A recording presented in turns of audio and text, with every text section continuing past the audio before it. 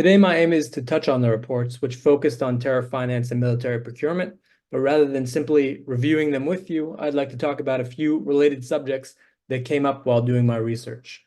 Some of the phenomena I noticed, and which I will speak about today, to the best of my knowledge, have not been explored in any detail elsewhere. Next slide. Okay, so before we get started, it's worth providing some background for the audience on Yemen in general and the Houthis in particular. The green area on the map is Houthi territory, and while it might not look like much, it is where about 70% of the population of Yemen resides and includes some pretty critical elements of the country.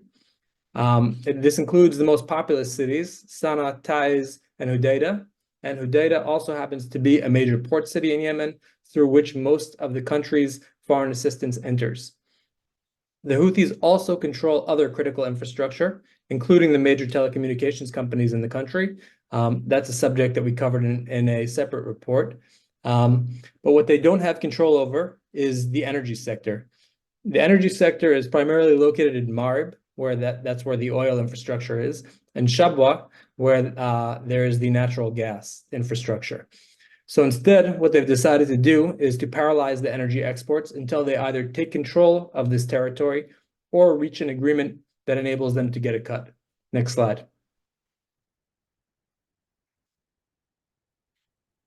So the report on terror finance focused on Houthi support for Hamas and to a lesser extent Palestinian Islamic Jihad. It looked at the 2021 campaign, which raised several $1 million for the groups. But like clockwork, 2 weeks after this report was released, a new campaign to support Palestinian terror was launched in Yemen following October 7th. And this time, though, it's worth noting that in addition to the usual suspects, the same entities that were involved in the previous campaign, we saw more direct involvement from the Central Bank of Yemen in Sana'a. What became apparent from these events, in which the Houthis expressed support for Palestinian terror groups, while standing over wads of cash they were handing over to them, was that these Palestinian terror organizations have a significant presence in Sana'a. These Palestinian groups do, and for a long time have done, joint events with each other that indicate a cooperative or symbiotic relationship. What we are seeing today in Gaza, in terms of coordination between Hamas, PIJ, and the PFLP, we may have seen hints of this for the past few years in Yemen, despite the fact that in Gaza, things appeared to be very different. Next slide. Hamas is by far the most prominent Palestinian terror organization in Sana'a and appears to have the largest representation in terms of numbers. However, the organization is aiming to toe a very sensitive line between being graciously appreciative of the Houthi efforts for fundraising and publicity on their behalf, while avoiding taking sides in the conflict. In 2021, Hamas officials issued a statement that was overly supportive of the Houthis and received a backlash from elsewhere in Yemen and the Arab world. This is because theologically, Hamas should be more aligned with Yemen's Islamist Islah party than with the Houthis. However, Hamas's participation in the axis of resistance alongside the Houthis and the Houthis' willingness and ability to support Hamas means that it is in Hamas's interest to gravitate towards the Houthi camp. So now that we have this picture of Hamas's, delegation in Sana'a, what we can do is we can look at a few of the representatives. So the most prominent member of the Hamas delegation in Sana'a, who participates in most of the public events, is Moaz Abu Shamala. And you can see him here. He's in the front row, fourth from the right. He is apparently considered by the Houthi officials to be the chief of mission. He is likely the same person known as Moaz Akil, who served as the DCM in Hamas's office in Sana'a several years ago. Also present is the director of the Hamas office in Sana'a, Omar al-Sabahi. He is in the front row on the far right, and he is often photographed alongside Abu Shamal at public events. The other four known members of Hamas's office in Sana'a are Yahya al-Hirazi, Khalid Qasim, Abdallah Hadi, and Adel Sinan. Next slide. So PIJ is in some ways a much more natural fit for the Houthis, given their long-standing and smoother relationship with Iran, and the fact that unlike Hamas, they do not belong to any regional Islamist or Muslim Brotherhood network that might identify them with Yemen's Islah. However, PIJ is a numerically smaller organization than Hamas and does not directly control any territory. So it is unsurprising that PIJ's office is smaller than that of Hamas. But like Hamas, PIJ is included as a beneficiary in the Houthi public fundraising campaigns, both of 2021 and of 2023, though it is not known exactly how the money is divvied up between the organizations. The PIJ members known to be present and active in Sana'a include Majdi Azam, the gentleman in the lower picture on the slide. Majdi Azam is the leader of PIJ's representation in Yemen. He is believed to have served in that role from around 2020 onward, and there are unverified reports that he is actually a secondary school teacher in the field of Islamic education in Sana'a. Above him, with the shaved head and the suit standing over the large wads of cash in the center of that picture, you can see Ahmed Baraka. Ahmed Baraka served as the PIJ representative in Yemen since 2009. So it's pretty interesting that he's been there actually since before the Houthis took over, and even in the Saleh era. He seems to be the public face of the organization, and he participated in many public events instead of the more senior Azam. In a recent meeting between Baraka and Yemeni tribal chiefs, they told him they'd be glad to contribute soldiers to fight against Israel. And in an undated interview with Baraka, from some time between 2021 and 2023, he says PIJ are not yet militarily coordinating with the Houthis, but they are impressed by and interested in learning from the Houthis' military industrial capabilities. Next slide. So in addition to these, the main Palestinian terrorist organizations that you saw in the previous slides, there are some of the more obscure Palestinian terrorist organizations also maintaining a presence in Sana'a. You have the Democratic Front for the Liberation of Palestine. You can see Khalid Khalifa, who is the representative all the way on the left, the picture all the way on the left. He's the individual sitting on the right with Ali Al-Kahum on the left. You see in the center, you see the insignia for the PFLP, the People's Front for the Liberation of Palestine, and they have two representatives, Amr Khanam and Ibrahim Nassuh. And then all the way on the right, you have the Popular Struggle Front, which is a much more obscure Palestinian organization, and their representative in Sana'a is Tariq Lulu. The PFLP and the DFLP appear to coordinate their activities in Yemen very closely with the Palestinian Islamist groups, joining them for joint events to meet Yemeni counterparts. Their messaging to Houthi-controlled media also appears closely coordinated with the Iranian regime on international affairs, highlighting a belief that the Palestinian struggle is part of a broader struggle against the US-led world order. Next slide. So this slide has a few images from the 2023 campaign. And what you can see in the top right is the commander of Yemen Special Forces in the center of the picture wearing a uniform.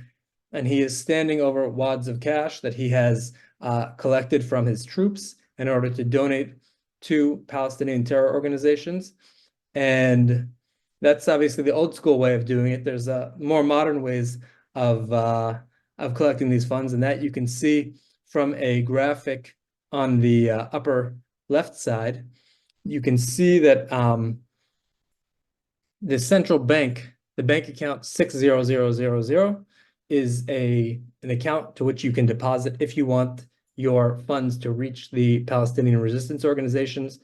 You can also deposit them through the Yemen Post banking system, an account 1140. And then, of course, you have the option of making the deposit electronically via your mobile phone account. If you text the number 1140. What's interesting about the electronic deposit via mobile device is that previously it was primarily done through Yemen Mobile, which the Houthis have really controlled from the outset after they took Sana'a.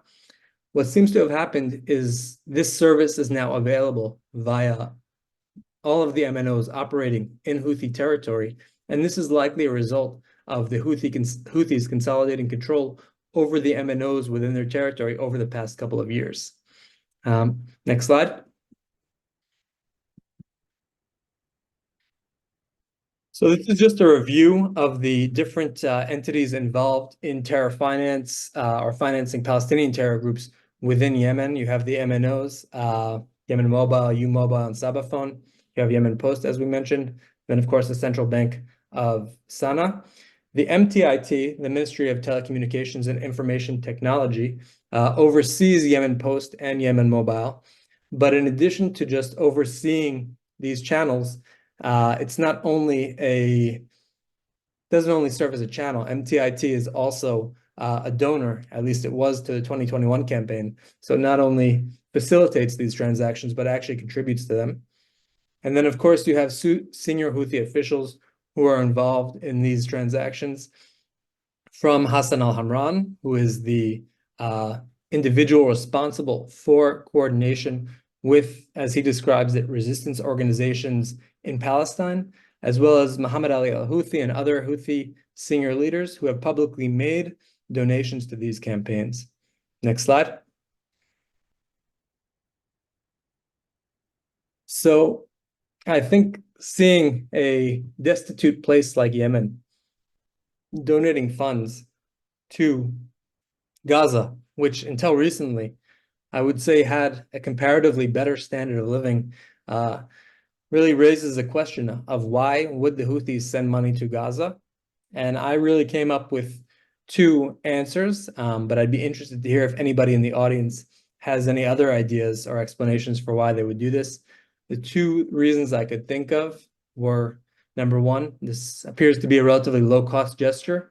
It's a demonstration of solidarity and support without having to get directly involved. I guess that explanation made more sense in 2021 before the Houthis were a major player in the Palestinian conflict. But I think that all told, they may themselves donate a few $100,000, but primarily the funds appear to come from the Yemenis themselves, and so it doesn't really cost them a lot to create this fundraising campaign.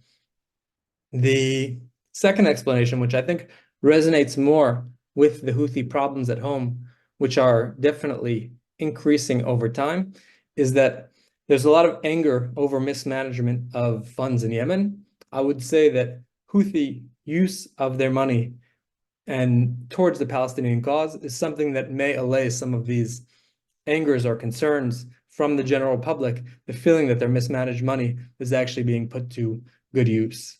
Next slide.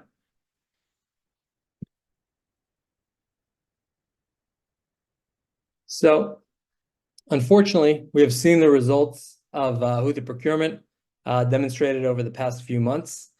The major upgrades to their arsenal, including PGMs and ballistic missiles capable of traveling 2,000 to 2,500 kilometers, were presented in the military parade in Sana'a on September 21st. Only a few weeks later, as if on cue, the Houthis demonstrated their newfound range in attacks against Israel. Next slide. In terms of Houthi procurement, I think that the story of Abdullah al-Shair is representative of how a lot of things work in the Houthi regime. So just to go over this story very quickly, Abdullah got the job leading procurement efforts for the Ministry of Interior, where he served until 2018, because his brother Saleh was an arms dealer to the Houthis when they were still just a guerrilla group, before they had taken Sana'a. After the Houthi rise to power, Saleh was promoted to Major General and led Houthi procurement at the Ministry of Defense. And he, of course, brought his brother Abdullah along with him, and Abdullah was promoted to Brigadier General and also given a role in the procurement space. As noted by the Department of Treasury, the Houthi regime uses ill-gotten gains from expropriated companies in order to fund their procurement efforts. Sometimes there's a fusion of many different aspects of the Houthi regime in one picture, and I'd say that Yemen Armored appears to be case in point. Yemen Armored is a private security company which was confiscated from its previous owners who are affiliated with the Islah Party. After that, Abdullah al-Shair was placed as its caretaker. Since then, it has sent millions of dollars to Abdullah's nephew Raid, but I suspect that it's also doing two other very important functions. It is allegedly serving as a front to purchase dual-use goods or even military law enforcement equipment, because it may be better placed to evade the arms embargo on the Houthis, as it is a private company providing security to globally recognized INGOs. According to Yemen Armored's website, their customers still include UN offices and residences and international organizations' offices and residences. Some of these revenues may be pilfered by corrupt officials, while some could very well be going to procuring military goods for the Houthi regime. It is also reasonable to assume that money paid by these INGOs, who are Yemen armored customers, for security is somewhat analogous to paying the mafia to keep an eye on your storefront. Doing so through a private security company may be the veil of legitimacy necessary to enable these shakedowns of INGOs, as the organizations likely need to account for the use of their funds and cannot very well include bribery as a line item. Next slide. So just a few comments before we move on to the questions and answers and then to Raz. This slide really emphasizes what I had noted in the previous slide, that many senior Houthi officials have no experience or qualifications other than their loyalty and their last name. In the Saleh regime, there was also a great deal of corruption and nepotism. And so while appointees may not have been especially competent, they were at the very least more experienced because the Saleh regime lasted for a lot longer. If I recall correctly, of all of the many generals mentioned in the procurement report published by CEP, only one was a career officer who managed to survive the fall of the Saleh regime and then the Houthi-Saleh split. Titles in the Houthi regime, whether it is for a general or for ambassador, is above all a reflection of how the Houthi regime perceives you in terms of loyalty and your familial ties. Next slide. So this last slide, I think, is worth mentioning on the heels of a piece I co-authored for Quillette. The basic claim was that authoritarian regimes like the Houthis have turned exploitation of aid into a science. This is relevant in the context of companies like Yemen Armored, providing them with security, but it is deeper than that. On the top picture, what you can see is the UN representative in Yemen meeting with Houthi officials, including intelligence chief Abu Ahmad al-Marani. Al-Marani is now sanctioned for human rights violations, including the detainment and torture of humanitarian workers. This and many other data points indicate that the issue of humanitarian assistance is dealt with at the highest levels of the regime. The previous Houthi official in charge of coordinating with humanitarian organizations was both the head of the Politburo and the head of the organization or the body for coordinating with humanitarian organizations. And I think that shows you the importance to which they assign humanitarian aid. Below that picture, you can see a tweet by Mohammed al-Houthi, a recent tweet, complaining that the World Food Programme's pause of the General Food Assistance Program, which will impact 9.5 million people experiencing food insecurity across northern Yemen. This pause of the program follows unsuccessful negotiations between the Houthis and the World Food Programme regarding reductions to food assistance. The high priority which the Houthis obviously assign foreign assistance is, I'm sorry to say, unlikely to be out of concern for the average Yemeni. And I'm unclear why the World Food Programme ended its program in North Yemen after failed negotiations. Why would the Houthis prefer no assistance rather than reduced assistance? It sounds like this may have been a failed effort to extort the World Food Programme for resources. Al-Houthis' public gripes about Cindy McCain following the failed negotiations were then an effort to create public pressure on the group to accept Houthi demands. With very few productive sectors left in the Yemeni economy, aid money is pouring in from abroad, and it is a key resource to feed the Houthi regime, which is inseparable from the Houthi war machine. So that's it from my end. Now looking forward to hearing from you and then hearing from Raz and the ambassador. Thank you.